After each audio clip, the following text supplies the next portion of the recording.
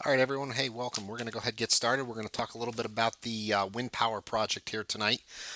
So, before we do that, just wanted to go over some concepts here from your lesson as they relate to the project to kind of segue into it. So, from an objective perspective, the project really wants you to be able to explain how wind is used, obviously, to generate electricity, and then obviously from there be able to describe the advantages and the disadvantages of wind power.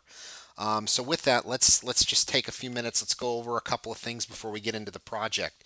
Um, so you know, really the goal here is for you to be able to kind of interpret the history and discuss how wind can generate electricity, and really from there um, make some informed decisions as we move through the rest of this chapter with regards to renewable energy sources. Okay, so when we discuss wind power, okay, obviously we're talking about generating electricity from wind. Okay, so when we look at those windmill, if you've ever seen a windmill, it has blades that turn as the wind passes through it. Okay, and as the wind passes through it and the blades turn, this causes what we call a turbine to spin and essentially generate electricity. Okay. Now, when we look at this form of renewable energy, what we're seeing is that wind power really accounts for a small amount of our global energy supply, probably only about 1 to 2%. But some countries actually use a greater percentage than others. Okay. Um, your lesson discusses the fact that Denmark leads the world in wind energy and gets about 20% of that country's energy from wind power. Now, as we go through these different renewable energy sources, you're going to see advantages and disadvantages. Um, Wind power, it's completely renewable, it's plentiful, it's non-polluting, and therefore, from that perspective, it's considered one of the most environmentally friendly forms of energy. Okay. Um, However, like other forms of renewable energy, wind power is what some believe to be vastly underused. Obviously, mainly because of the abundance of cheap fossil fuels that currently exist in our society. Okay, so when we talk about really the history of wind power, wind power has really been used and in existence for almost, the better part of 5,500, almost 6,000 years now. Okay. Um, so with that, let's take a few minutes here. Let's talk about the environmental impacts that exist. Okay. So the environmental impacts of wind power, it has few. Okay, at least when you compare it to other sources of energy, especially the non renewables like fossil fuels. Okay, it consumes no fuel, it emits no pollution. Okay, the construction of really wind farms and turbines really doesn't require the use of another energy source. Okay, so what this essentially means is that fossil fuels are usually burned to transport the construction of the turbines.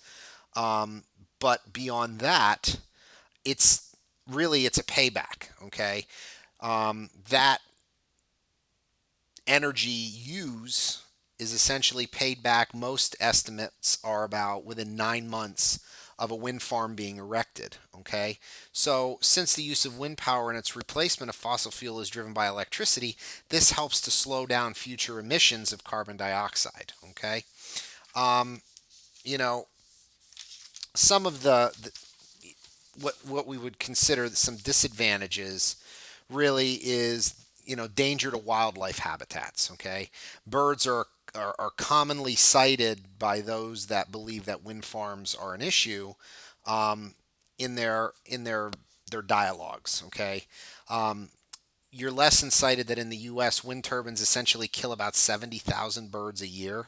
Okay, however, this number is small when it's compared to the 57 million that's estimated to be killed each year by cars, and hundreds of millions killed each year by domestic felines. So really, the U.S. Fish and Wildlife Services have tried to create stringent guidelines, for placing wind farms away from any bird migration paths or anywhere that they would attract birds. However, that doesn't mean that birds don't sometimes fall victim to these. Okay, So that's a real common cited disadvantage. Okay. Um, you know, the other issue is when you're talking about placing wind farms, you have to find a place where wind is suitable. Okay. In addition to that, you have to talk about the cost of constructing roads and transmission lines and substations as well. So there are some drawbacks, but those drawbacks really shouldn't be the only reasons why wind power isn't being further investigated. Okay. Um, so with that, let's get in and let's talk a little bit about the actual project here. Okay.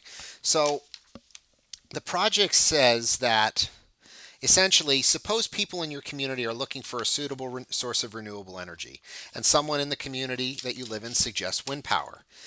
You're to prepare a report which may include text, illustrations, graphs, maps, or otherwise to educate the community about wind power. So, really, this is very much a persuasive project, a persuasive essay.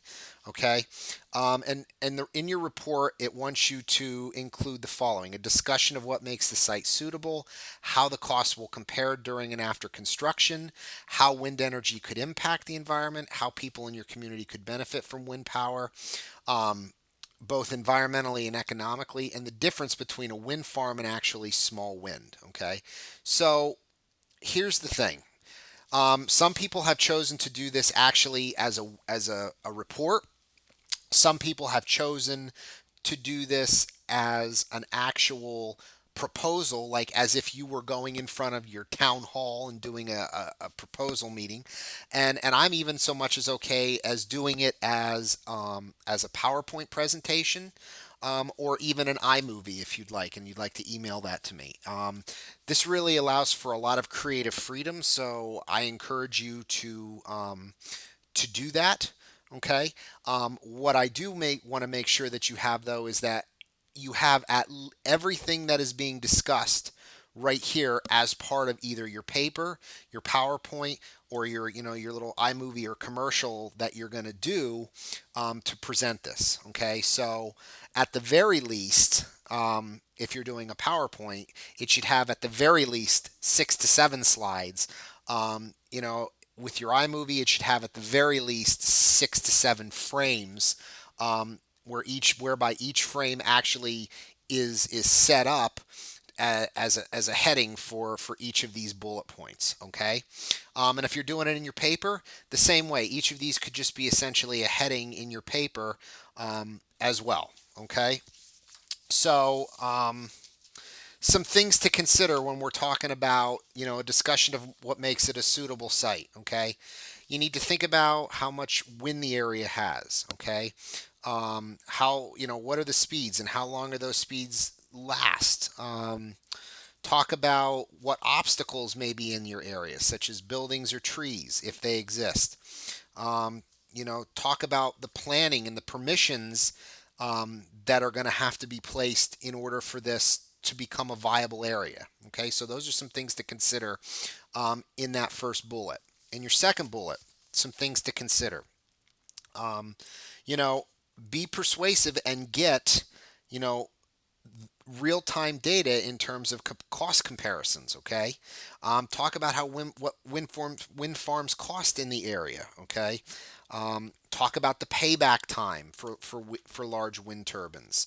Um, make sure you make a discussion of governmental incentives for companies to start up and how that's going to benefit the taxpayer and the community. Third point, talk about some things to consider. How would wind energy improve the environment? Um, how could it talk about some impacts? Talk about some of the downsides. Okay, maybe there's noise. Maybe there's organisms that you're going to have to worry about relocating, or the risk of erosion. Okay, um, think about it from an environmental perspective, and then discussions on how can people in your community benefit. Okay, things to consider. Consider economics. Consider pollution. Consider the payback to the community. And then obviously the difference between a wind farm and small wind. Okay, that's information you can find back into your lesson.